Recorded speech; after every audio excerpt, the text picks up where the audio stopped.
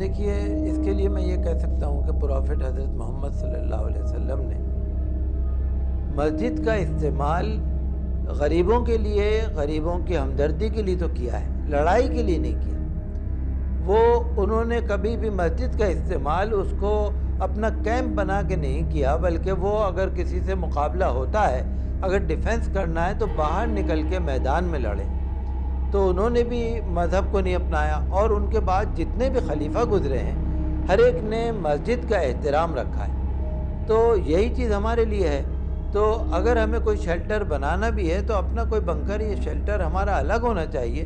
مسجد کا یا کسی دھرم استھان کا استعمال ان کاموں کے لیے نہیں ہونا چاہیے۔ کسی بھی دھرم کا ہو دھرم استھان، وہ دھرم کا ہے، اور کسی بھی دھرم کا پالن کرنے والا ہے اس کو اپنے دھرم کا آدر اور عزت کرنی چاہیے، پالن کرنا چاہیے۔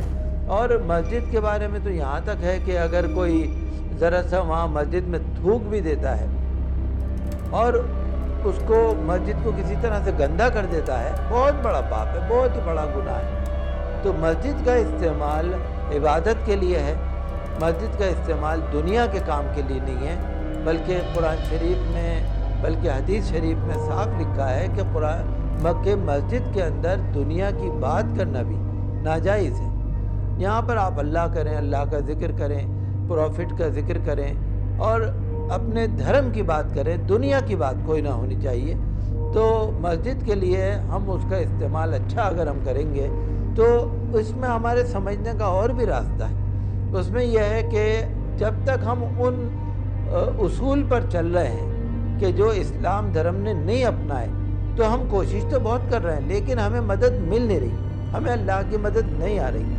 فرشتے بھی آ سکتے ہیں، اللہ کی مدد اتر سکتی ہے، جہاں پر اللہ مدد بھیجنا چاہے آ سکتی ہے، لیکن اللہ کی مدد وہیں آئے گی جہاں ہم اللہ کے بتائے ہوئے راستے پر چلتے ہیں۔ تو ہمیں انہی راستوں پر چلنا چاہیے، مسجد ہو یا مندر ہو یا کوئی بھی دھرم استھان ہو، اس کا آدر اور عزت رکھنی چاہیے۔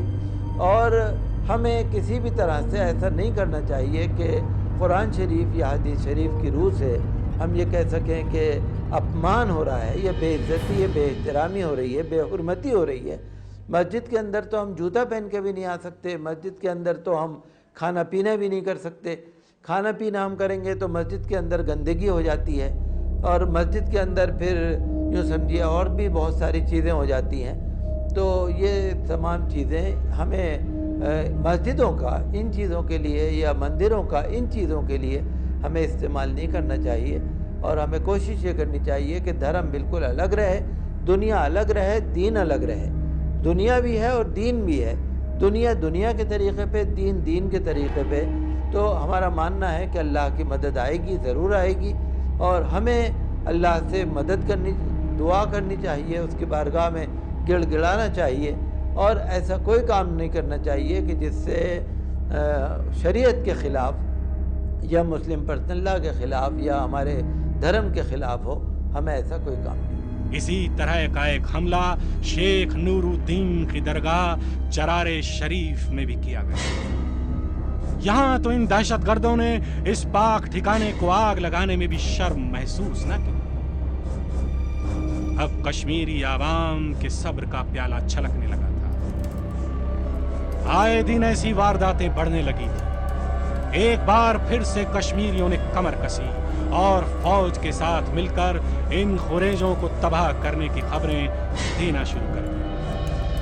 کوئی بھی مسلمان اپنے مذہب پر ایسے ہتھ کنڈے برداشت نہیں کر سکتا تھا، اور یہی کام کشمیری مسلمانوں نے بار بار کیا، اور آج بھی اسی ہمت اور اسی شہادت کے چلتے جموں کشمیر کی تہذیب با یقین کھڑی ہے۔ چرار شریف کی زمین پر گناہ کو انجام دینے والے ان لوگوں کو کیسے کوئی دین یا ایمان والا مان سکتا ہے؟ کشمیر کے لوگوں کے صبر میں یہ ایک ایسی چوٹ تھی جسے وہ نہ کبھی بھلا سکتے تھے اور نہ کبھی بھلا سکیں گے۔ اسلام کو جاننے والے ہر دانشور نے اس طرح کی کرتوتوں کی بھرپور مذمت کی، اور ان قاتلوں کی کلائی دن بدن کھلتی چلی۔ جہاد کے لوگ مفہوم کو، معنی کو نہیں سمجھے کہ جہاد کس کو کہتے ہیں۔ ہم گھر کے اندر بیٹھ جائیں دوسروں سے کہیں کہ بندوق لے کے اٹھاؤ اور مارتے کرو، یہ جہاد طاقت ہے، خود آؤ جہاد کرو۔ اور ہمارے حضور پیغمبر اسلام نے تو یہ جہاد کے مفہوم کو ہی بدل دیا ہے۔ چنانچہ کچھ لوگ آئے حضور کی خدمت اور آنے کے بعد کہا کہ فلاں شخص جو ہے بڑا بہادر، بڑا طاقتور ہے۔ کیسے؟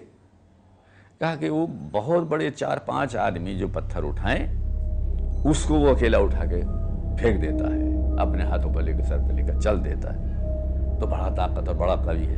کہ نہیں، کوئی طاقت اس کے اندر نہیں، قابل تعریف نہیں ہے۔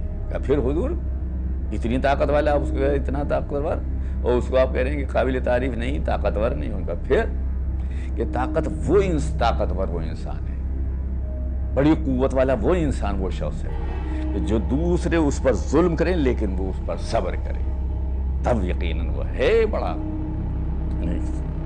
متحمل مزاج، صبر کرنے والا، قوت برداشت، اپنی دوسرے کو نہ ستائے نہ تکلیف پہنچائے۔ تو بہادری کی تعریف یہ کر دینا، جہاد کی تعریف کر دینا کہ صاحب اتنوں کو مار دو تو جنت میں پہنچ جاؤ، کہاں جنت اس شخص کو ملے گی؟ قرآن کا صاف صریح ہے، ایسے لوگ جو فائدہ اٹھانے کی کوشش کرتے ہیں قطعاً غلط ہے۔ وہ قرآن نے حکم لا تلقوا بأیدیکم الی التہلکہ، اپنے آپ کو ہلاکت میں مت ڈالو۔ بم باندھ لیا، کتنوں کو بے قصوروں کو، بے گناہوں کو قتل کر دیا، بستیوں کی بستیاں برباد کر دی۔ یہ کیا انسانیت ہے؟ یہ تو انسانیت سے، حیوانیت سے بھی بدتر ہے۔